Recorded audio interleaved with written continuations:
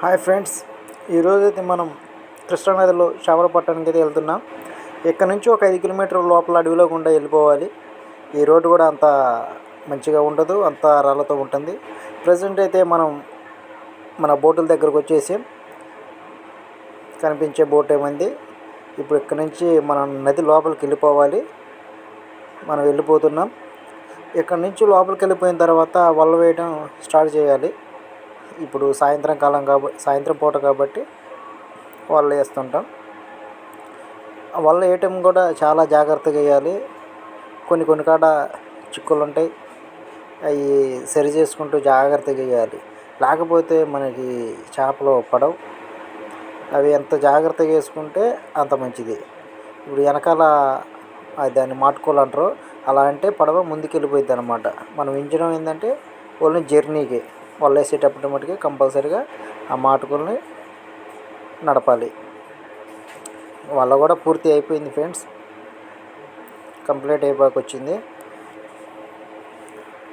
కానీ వల మటుకి చిక్కులు అనేది లేకుండా వేస్తే ఆ నది లోపల వాటర్లో కూడా వల పూర్తిగా వెళ్ళిపోయిద్ది. అప్పుడు కింద తిరిగే చేపలు, అండర్ గ్రౌండ్లో తిరిగే చేపలు మన వలకు తగిలే అవకాశాలు ఎక్కువగా ఉంటాయి. వల వేయటం అయితే అయిపోయింది. మనం ఇప్పుడు ఒడ్డుకి వెళ్ళిపోతున్నాం. మళ్ళీ ఉదయం మార్నింగ్ మనం బయలుదేరుతుంటాం. ఇప్పుడు అడవిలో గుండా మళ్ళీ మన పడవల దగ్గరకు వస్తున్నాం. ఉదయం పూట వాతావరణం కూడా చాలా చలిగా ఉంది. మరీ చలికాలం కాబట్టి చలి ఎక్కువ ఉందని, తీవ్రత ఎక్కువ ఉందని చలి మంట కొడేసుకొని మేము మా ఫ్రెండ్స్ కొద్దిసేపు ఒక అర్ధగంట సేపు చలిగా ఆగినాం. అక్కడి నుంచి మళ్ళీ మార్నింగ్ ఎమ్మని నదిలోకి వెళ్ళిపోతున్నాం. నాతో పాటు మా ఫ్రెండ్స్ బోట్లు కూడా ఒక 2 వెళ్ళిపోతున్నాయి. ఇప్పుడు మనకు కావాల్సిన నిన్న వేసిన వాళ్ళ దగ్గరికి మనం వెళ్ళిపోవాలి. ఇక మనకు కనిపించే వాళ్ళు అయితే మనం నిన్న వేసిన వాళ్ళ కాడికి అయితే వచ్చేసినాం. ఇప్పుడు ఇంకా వల పట్టుకొని మనం పడ మీదకి లాక్కోవాలన్నమాట. ప్రజెంట్ అయితే నేనైతే లాగుతున్నాను. నాకేదో కింద వలలో గుంజినట్టుగా నాకు అనిపించింది. చేప ఉంది కానీ కింద కంపబట్టి ఉంది. Okay, right. మనం అనుకున్నట్టే బొచ్చు అయితే ఉంది. 8 కేజీలు బొచ్చేది. మనం చూడటానికి మొబైల్ కాబట్టి అట్లా కనిపిస్తుంది, కానీ 8 కేజీలు బొచ్చ